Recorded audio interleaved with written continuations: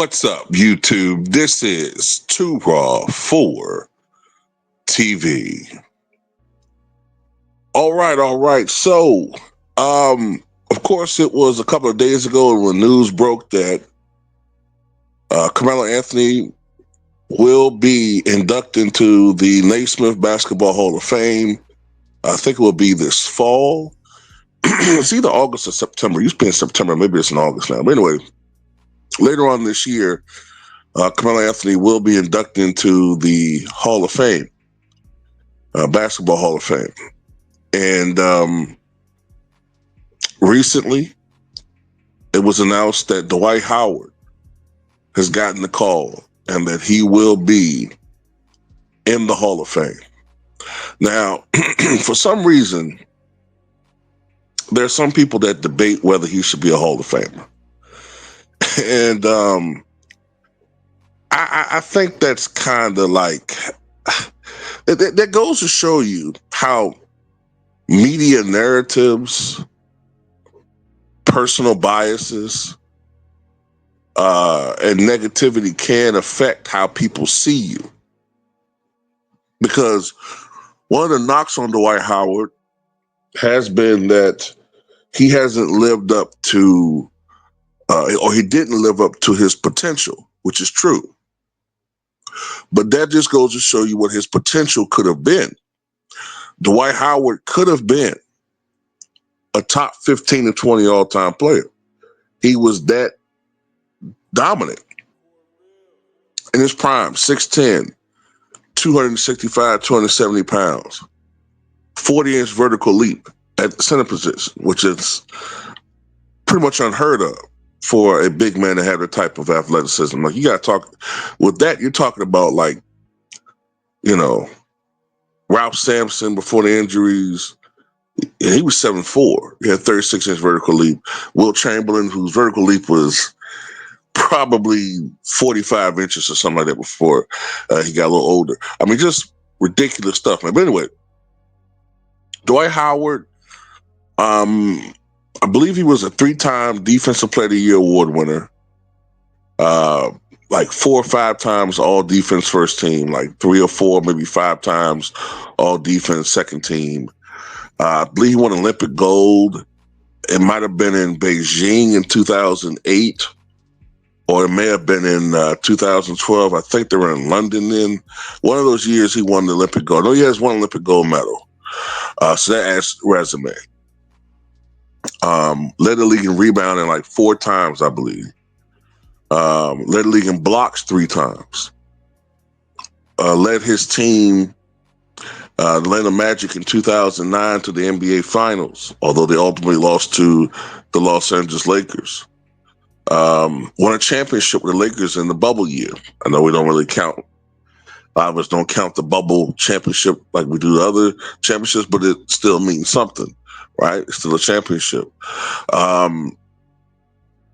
When he played in Taiwan, he won a lot of honors over there. That counts. That counts to his basketball resume. And a lot of other things. I think, I want to say Dwight Howard grabbed something around 15,000 rebounds and scored over 19,000 points. So yes, when you look at the accomplishments, the stats, all of that, he is a Hall of Famer. First ballot, no doubt about it. Now, are there some negative things about him? Look, there's the obvious stuff, what he's been accused of. We're not going to sugarcoat that over that, right?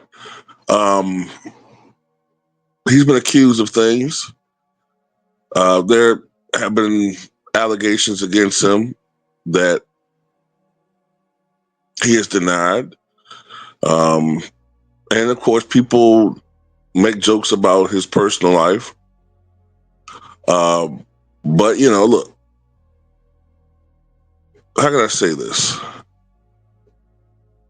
If there's if it ever comes out that he,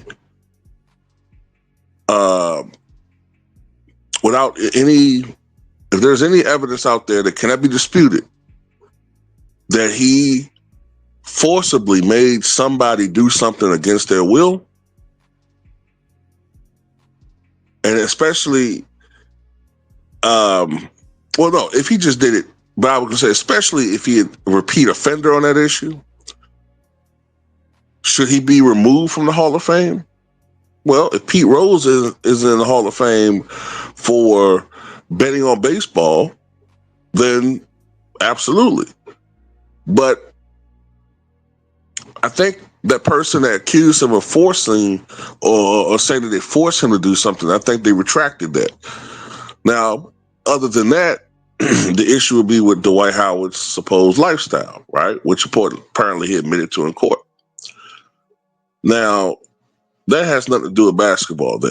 You know, that shouldn't be something that is admissible as far as whether he should be in the Hall of Fame or not, unless we have to keep it 100. Because then, if like, okay, well, if you want to revert back to the 1950s and 40s when it comes to stuff like that, then let's look at adultery.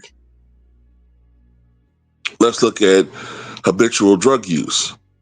Let's look at women beaters.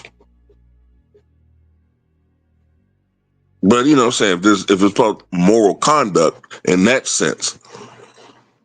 But another thing that was negative about Dwight Howard is apparently he wasn't a good teammate at all. Especially, I would say, the first 13, 14 years of his career.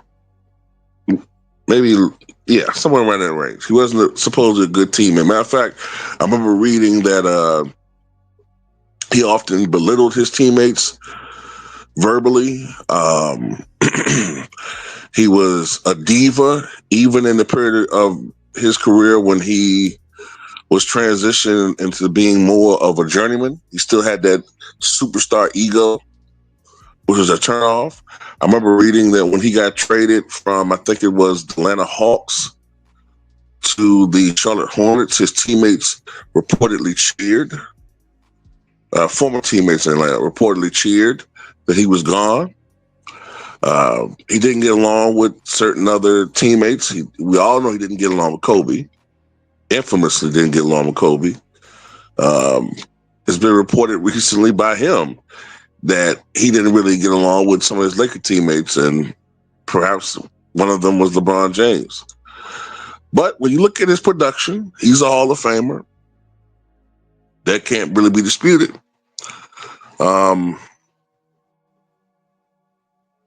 I remember back in 2008, 2009, being on YouTube, being in basketball forums, and man, the Dwight Howard glaze was ridiculous. Man, I remember that. I remember people were saying Dwight Howard was better than Hakeem Olajuwon. He's more dominant. He's going to be more dominant than Shaq. I remember it. I remember the glaze, man. Them donuts was, the Dwight Howard donuts was absolutely just caked with glaze. It was rather disgusting. There wasn't nothing sweet about it. But anyway, that's all I got to say. Tell me what you guys think.